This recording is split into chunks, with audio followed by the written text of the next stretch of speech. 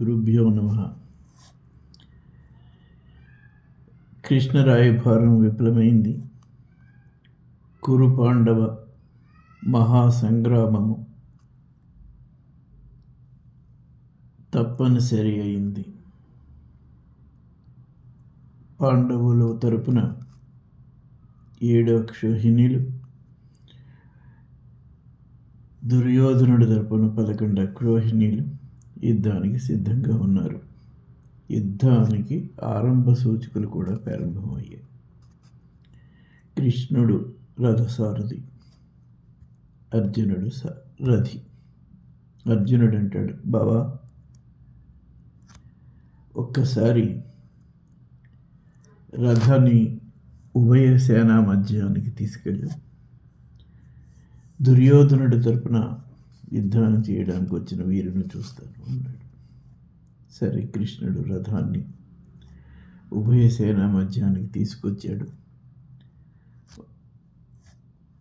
అర్జునుడికి చెప్తున్నాడు. అది ఫోటో కాల్ అన్నమాట. సారథి రథికుడికి చెప్తున్నాడు. అతిరథులు వీరు అల్లవారద్ధరథులు సమరథులిచ్చట మహారథులచ్చట. అదిగో ఎదురుకుండా చూడు తాతగారు, మీ తాతగారు ఎలా వెలిగిపోతున్నాడో చూడు. ఈ వయసులో కూడా తాతగారి పక్కన మీ అస్త్ర విద్య కోవిదుడు, మీ గురువుగారు ద్రోణాచార్యుడు. ద్రోణాచార్యుడికి పక్కనే కృపాచార్యుడు, పక్కనే అశ్వత్థామ, అదిగో జయద్రథుడతను సింధు దేశాధిపతి, మీ బావగారు. ఒక్కడే బావ మీకు, దుస్సలముడు.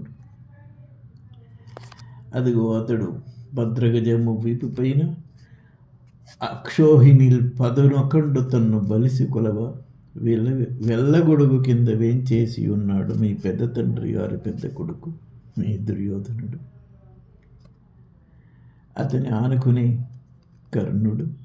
ఒక్క కర్ణుడు చాలు వాళ్ళని విజయ తీరంలో నిలపడానికి. కానీ శాపగ్రస్తుడు. వీడి వలన దుర్యోధనుడి ఊరికి ఇదేమీ ఉండదు. అదిగో అతని పక్కన శల్యుడు, నా కుల సహదేవులకి సొంత మేనమామ. నీకు సహాయం చేయడానికి వస్తుంటే మాయి కమ్మి మంత్రాంగం చేసి తమ వైపు తిప్పుకున్నాడు. మీ అన్నయ్య గారు ఏం తక్కువవాడు కాదు, నువ్వు అక్కడే ఉండి మాకు సహాయం చేయొచ్చు, నేను చెప్తానంటాడు. తర్వాత శల్యుడు చేసే సహాయం అంతగా తర్వాత మీకు తెలుస్తుంది. అతని పక్కనే శకుని, దుర్యోధనుడి యొక్క తమ్ములు 100 అతడు బృగదత్తుడు, అతడు భురీదత్తుడు, అతడు బృహద్బలుడు, అతడు కృతవర్మ, అతడు భూరీశ్రవుడు, భగదత్తుడు. అటుకు నేను చెప్పుకుంటుంటే వెంటనే వెనకాల పెద్ద చప్పుడైంది. ఏంటని వెనక్కి తిరిగాడు. తిరిగేటప్పటికీ అర్జునుడు గాంధీవాన్ని వదిలేసి వణికిపోతున్నాడు. కృష్ణుడు అంటాడు, అరే గాంధీవమ్మది చేయి జారినది, మైకంపించడిన్ భస్మములు నిండెను కన్నులయందు. ఏమిటిది కౌంతేయ ఈ వృధా విస్మయాస్పద కర్ధమేమి? గ్రహదోషమా పరిహాసమా? నిదురలో మాట్లాడుచుంటివా? మదిరిపానమనర్చిదివా? సొంత హృదయమును పదిలము చేసుకునువో ఈ వీరాగ్రణి. ఏం జరిగింది? అంగే సుంగని భీతి నందితివా?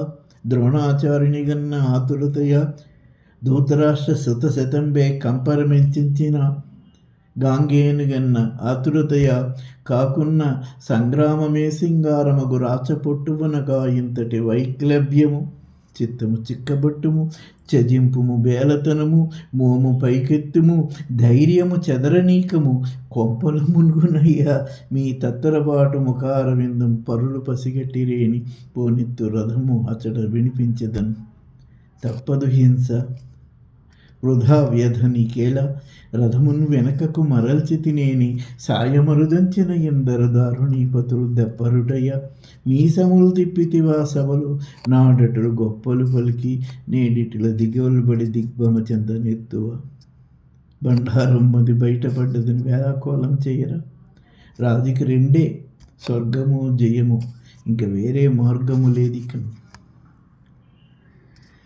అర్జునుడు అంటాడు, కృష్ణ దేహమా కంపించుచున్నది, ద్రోహమా అనిపించుచున్నది, గాండివము చేజారుచున్నది, ఎండుచున్నది గలము నేను నిల్చుండలేని ఇంకా ఎంత పని చేయుచుంటిని, ఎంత ఘోరమున కోడి కట్టుచుంటిని. కృష్ణ ఈ అర్ధరాజ్యము రాజ్యమే కాదు, త్రిజగతి రాజ్యమే రాని, విజయ నామమే మాసిపోని, స్వజనంబును హింసింపజాలను నిజ సుఖమునకై గోడు గోడును ఆడుబిడ్డల నేడిపించి ఆ నెత్తురు కూడు నేను తినజాలను. కృష్ణుడు అంటాడు, ఏంటి అర్జున నెత్తురు కూడా? రాజులకు నెత్తురు కూడు కాకుండా దది క్షీర పరవాణాలు దొరుకుతాయా? రాజులకి రక్తపు కూడి, పప్పన్నం బ్రాహ్మణుల సొత్తు, మన రాజులకి రక్తపు కూడి.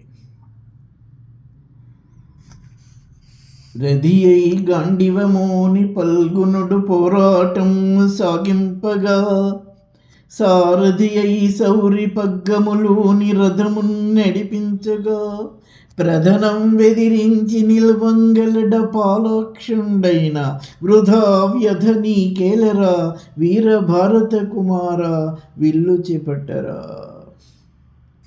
చాలితివేని ధైర్యమున సాగి పత్ని పంచాలి గచాలి కూర్పుము, విచారము దీర్పుము శౌర్య ధైర్యముల్ చాలబయేని, రమ్ము ద్వారకకు వారు వీరు ఏళ్ళ నేనే ఎత్తు బావల 5గురికి 5 ఊళ్ళు. మీకు 5 ఊళ్ళే కదా కావాలి, నేను ఇస్తాను రండి, దీనికి సంధి ఇవన్నీ అక్కల.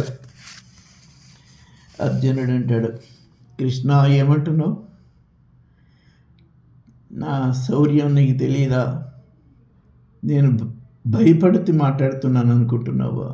చాలక కాదు, పరమేశ్వరుడానగ పోరికి జంకియు కాదు, చాలక కాదు పరమేశ్వరుడానగ పోరికి జంకియు కాదు, క్రూరుడనై కురురాజు సేనపై గాండివమెక్కువెట్టి రిపుకంట విలంటన మాచరించి, ఈ బండన భూమి తద్రుదిర పారన మత్త పిశాచ ఢాకిని మండల తాండవముగన మామక మానసమొప్పదచ్యుత, అంతియగాని చాలక కాదు పోరికి జంకియు కాదు.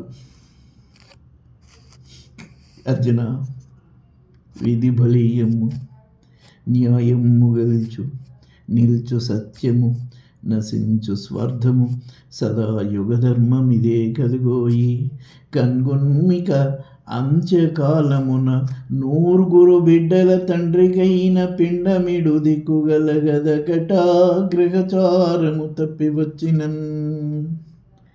మీ అన్నయ్య గారు అన్నట్టే అంటున్నావు, అస్తమాటను సోదరులు సోదరులని. ఎక్కడ సోదరులు?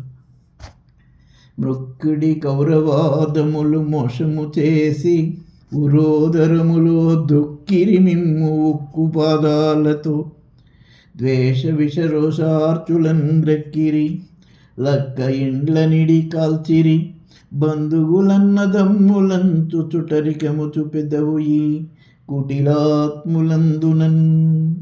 మీ అమ్మ ఎక్కడుందో తెలుసా? ఎంత బాధపడుతుందో తెలుసా? బిడ్డలకు దూరమై ఒక గుడ్డిరాజు రాజ్యమున జిక్కి ఉన్నది మీ పూజ్య జనని. నేను వెళ్ళినప్పుడు కలిసా, చాలా బాధపడింది, ఏడ్చింది. పరుల పంచలబడు భంగపాటులెల్లా చెప్పి వాపోయే గుండె చెరువుగాగా. ఆమె మీకు ఇచ్చిన సందేశం ఏమిటో తెలుసా? వీరభారత భూమి నావిర్భవించి పౌరుషము లేని బానిస బ్రతుకులేలా, ఇప్పటికైనా ఈ శృంఖలాలు తెగించి ముందుకు నడవండి, కృష్ణుడు మీకున్నాడు అండగా అని అమ్మ చెప్పింది మీ గురించి. మీ సోదరులు కూడా నీ మీదే ఆధారపడ్డారు అర్జున. విజయశ్రీ గొనితెత్తు నీవెనుచు ఓ వీళ్ళూరుచున్నారు రా విజయ సోదరులిల్లా నీవిట్లు నిర్వీర్యుడవైన కపిధ్వజ మర్యాదయు గాండివమ్ము పరువు ధ్వంసంబుగా నవ్వరే త్రిజగంబులు తల ఎత్తుగోగలదే కుంతీదేవి చుట్టాలలో. త్రిభువనంబులేలు మా దేవేంద్రు మకుటంబు తగుదునంచు మౌలి దాల్చినావు సురల గౌరవంబు సురరాజు మర్యాద శిరము వంచి సింధు సేయకయ్య నిలచియున్నాడు వీరాంజనేయమూర్తి జయము సాధింప నీ ధ్వజాంచలమునందు నరుడవే నీ విటులైన వానరుడతండు తోక జాడించి చెంగున దుమికిపోడ కుంతి కూరుచుండె కొండంత హాసితోట కొడుకులేము కూర్తురంచు ముక్తి కూర్తురంచు పార్థ శబ్దమునక పార్థంబు కలిగించి పాడి చెడుట రాచ పాడి కాదు ఇట్టి కొడుకు గన్న ఇంద్రుని సభనున్న పాండురాజుకింక బ్రతుకుగలదా. అర్జున నేనుంటిండదమును నడిపించుటకు సంధింతు సమస్తంబు నేని నీ ఉండుము నిమిత్త మాత్రముగా సందేహంబు పోనాడి నాపై వనరింపుము భారమంతయును గెల్వంబోదు అధర్మంబు మందేను ఈ విజయము ముద్దుల మరదీనము మాటికిన్ కర్తన్ నేను సమస్త భూతములకు కౌంతేయ సర్వస్వములో వర్తింతు అవతార ధర్మము నిర్వర్తింతు భూభారముందీత్తు. అర్జున ఆఖరిసారిగా చెప్తున్నాను విను. ఇది నీ మాతృరుణంబు తీర్చుకొనబోయి వేడి రక్తంబుతో ఇది నీకగ్ని పరీక్ష దీక్ష గొనబోయి క్షాత్ర విస్ఫూర్తితో ఇది నీ కర్తవ్యము నిలబడబోయి కర్మ వీరుండవై ఇది నీ జీవిత లక్ష్యము అందుకొనబోయి విల్లు వీరాగ్రణి. అర్జునుడు అంటాడు, మాధవ నువ్వు ఎన్ని చెప్పు, నాకేమీ చెవికి ఎక్కటం లేదు, నా మనసు నిలబడటం లేదు. రథం తిప్పనంటున్నావు కదా, నేను చేసే పని చెప్తాను విను. కత్తులు గుచ్చినన్ శరముఖంబులు వచ్చిన నెత్తురు పీల్వసాగినన్ గదతో తలపై బాదిన మోదిన ఎవ్వరేది ఏమొనర్చిన చూచుచుండెదన్. అంతేగా నేను యుద్ధం చేయను, చేతులు గట్టి కూర్చుంటా. కృష్ణుడు అనుకుంటాడు, బాగా పాడైపోయాడు వీడు. అర్జున అందరూ మనకేసే చూస్తున్నారు, నడు ఆ చెట్టు పక్కకి జరిపి నీకు చాలా విషయాలు చెప్పాలి, నువ్వెవడో నేనెవడో తెలియాలి నీకు నడు అని చెప్పి అప్పుడు కృష్ణుడు భగవద్గీత 18 అధ్యాయాలు 700 శ్లోకాలు అవి వినిపిస్తాడు. ఆ తర్వాత అర్జునుడికి తన యొక్క విశ్వరూపం కూడా చూపిస్తాడు. అప్పుడు అర్జునుడు కార్యోన్ముఖుడై యుద్ధ సన్నిధుడవుతాడు, విజయం సాధిస్తాడు. స్వస్తి.